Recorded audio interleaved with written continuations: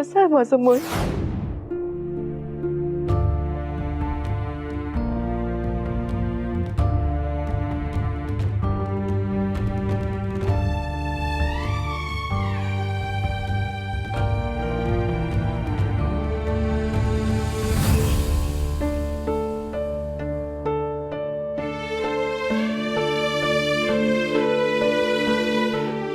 प्रताप कसं समजव तुला.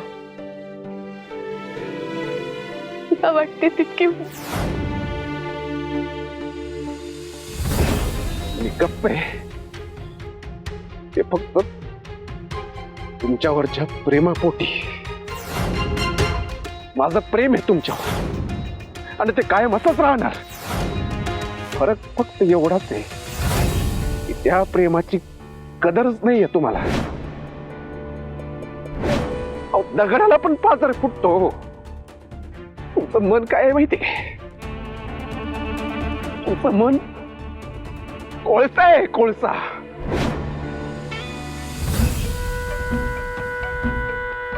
हो, मी ते फोटो काढले पण त्यालाही कारण होतं. ते मी नाही सांगू शकत तुला. तुला तुझ्या आईची एकच बाजू दिसते जी त्या तुला दाखवतायत. दुसरी बाजू तू नाही बघू शकणार. पण म्हणून तू माझ्याशी असं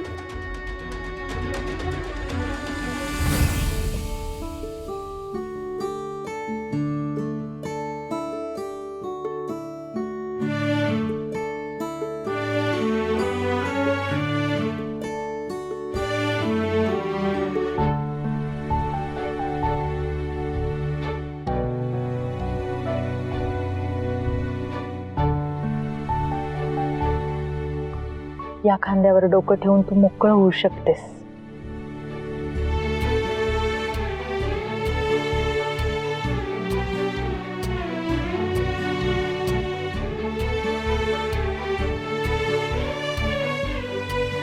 काय झालं? खांदा छोटा दिसत असला तरी खंबीर आहे बरं.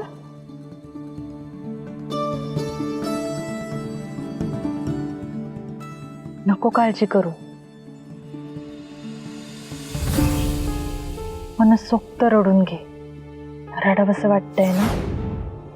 साचलेल्या मनाला फ्लश करणं कधी कधी गरजेचं असतं अगं.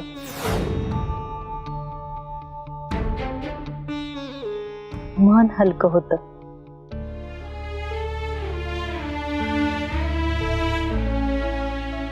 मन नाही अगं माझं. माझं मन म्हणजे कोळसा आहे.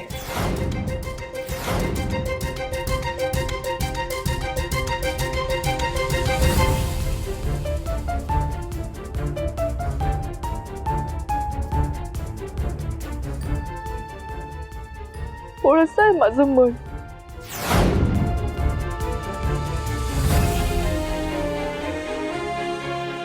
एक सांगू का वैदेही? आमच्या तेजाचा राग ना मेणबत्ती सारखा आहे. मेणबत्तीची सुरुवातीला धग दिसते पण नंतर ती वितळत जाते. तसाच आहे तेजा. सुरुवातीला आपल्याला वाटतं की खूप चिडलाय तो, खूप रागवलाय आपल्यावर, पण त्याचा रागही हळुवारपणे ओसरत जातो. फार काळ नाही टिकणार अगं त्याचा राग. त्याचं मनापासून प्रेम आहे तुझ्यावर. खूप जीव लावतो तुला.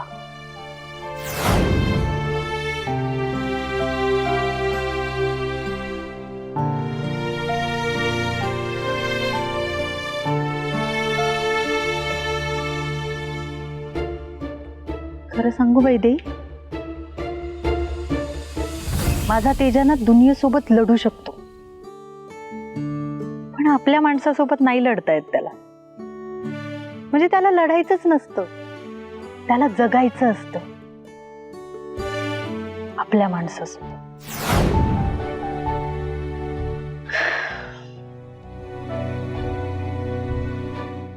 त्याचं जगणं तू आहेस वैदेही.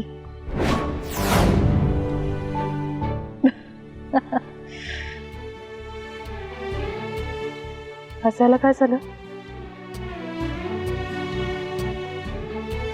काय नाही, आलं हसू. का? तेजाने खीर खाल्ली नाही, तेजा रागाने उठून निघून गेला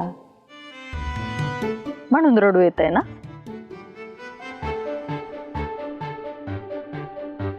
म्हणजे तुझं पण माझ्या भावावर खूप प्रेम आहे,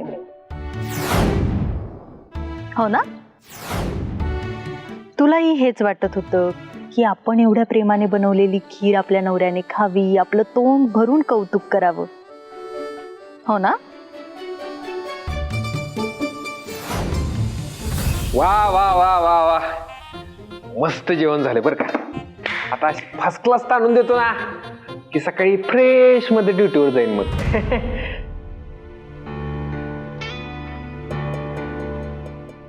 हो, किती फेऱ्या झाल्या?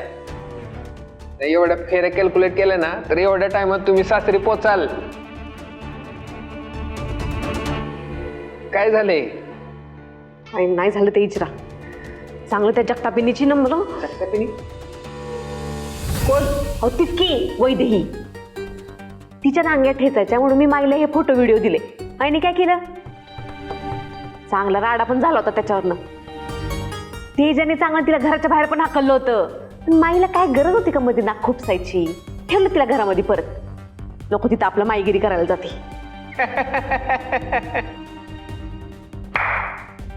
आता ह्याच्यात दात काढायला काय झालं?